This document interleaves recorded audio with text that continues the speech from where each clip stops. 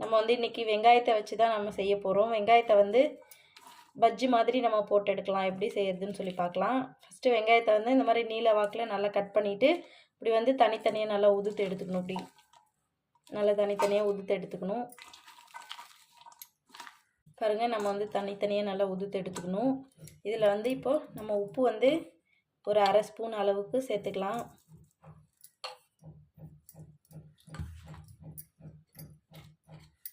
அடுத்ததாக மிளகாய்த்தூள் காரத்துக்கு ஏற்ற அளவு போட்டுக்கலாம். இதுவும் வந்து ஒரு அரை ஸ்பூன் அளவுக்கு எடுத்திருக்கேன். அப்புறம் கொஞ்சமாக மஞ்சத்தூள்,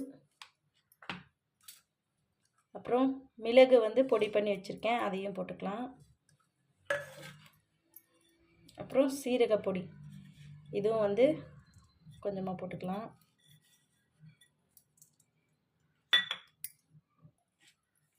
நம்ம வந்து கடல மாவு வந்து ஒரு 100 கிராம் அளவு, ஒரு 5லேருந்து 6 டேபிள் ஸ்பூன் அளவுக்கு நம்ம வந்து போட்டுக்கலாம்.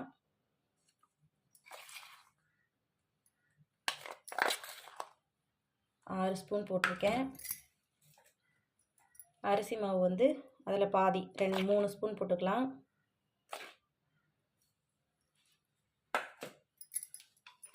அடுத்தது கார்ன்ஃப்ளவர் மாவு, இது வந்து நல்லா முறுமுறுன்னு வரணுன்றதுக்காக ஒரு 1½ ஸ்பூன் அளவு நான் போட்டுக்கிறேன்.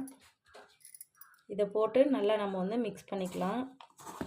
ஒரு பெரட்டிட்டு இப்போ வந்து கொஞ்சம் கொஞ்சமாக தண்ணி சேர்த்து இதை வந்து நல்லா நம்ம பிசைஞ்சிக்கலாம்.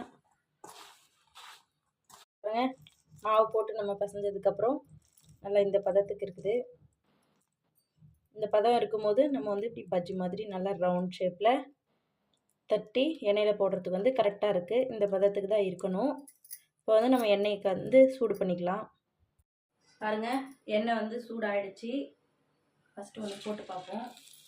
பாருங்கள், பொரிஞ்சு மேலே வர ஆரம்பிச்சிருச்சு பாருங்கள். அந்த மாதிரி நம்ம போட்டு பார்த்ததும் அந்த மாதிரி வந்துச்சுன்னா உடனே இந்த மாதிரி எடுத்து கொஞ்சம் கொஞ்சமாக ரவுண்டாக அப்படியே நம்ம வந்து தட்டி தட்டி போட்டுக்கலாம்.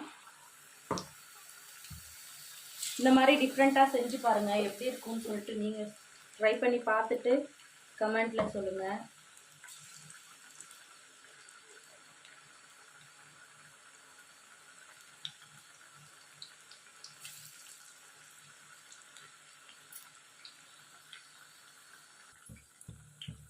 இப்போ வந்து நம்ம அப்படியே லைட்டாக திருப்பி விட்டுக்கலாம் ஒவ்வொன்றும்.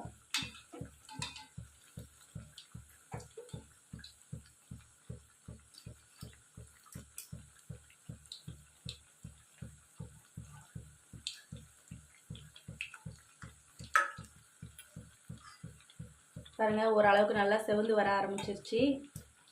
நீங்கள் இப்படி தான் போடணும்னு இல்லை, ரவுண்டாகவும் நம்ம வந்து போண்டா போடுவோம் இல்லையா, அந்த மாதிரியும் போட்டுக்கலாம். 2 பக்கமும் இப்படி திருப்பி திருப்பி விட்டு நல்லா வந்து வேக வச்சு எடுத்துக்கோங்க.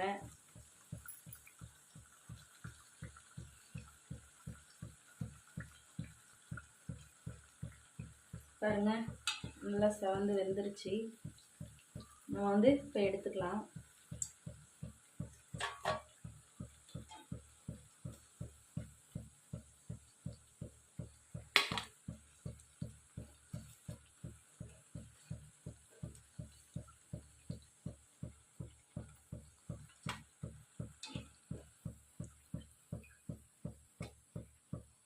இதே மாதிரி மிச்சம் இருக்கிற மாவும் வந்து நம்ம பொரிச்சு எடுத்துக்கலாம். பாருங்கள், நல்லா முறுமுறுன்னு சூப்பராக வந்திருக்கு. இந்த மாதிரி நீங்களும் வீட்டில் ட்ரை பண்ணி பாருங்கள், எப்படி இருந்துச்சுன்னு சொல்லிட்டு சொல்லுங்கள். நல்லா சூடாக ஆவி பறக்க ஈவினிங் ஸ்நாக்ஸாக சாப்பிட்டோம்னா ரொம்ப சூப்பராக இருக்கும். குழந்தைங்களுக்கும் ரொம்ப பிடிக்கும். நம்ம சேனலை சப்ஸ்கிரைப் பண்ணுங்கள், லைக் பண்ணுங்கள், ஷேர் பண்ணுங்கள்.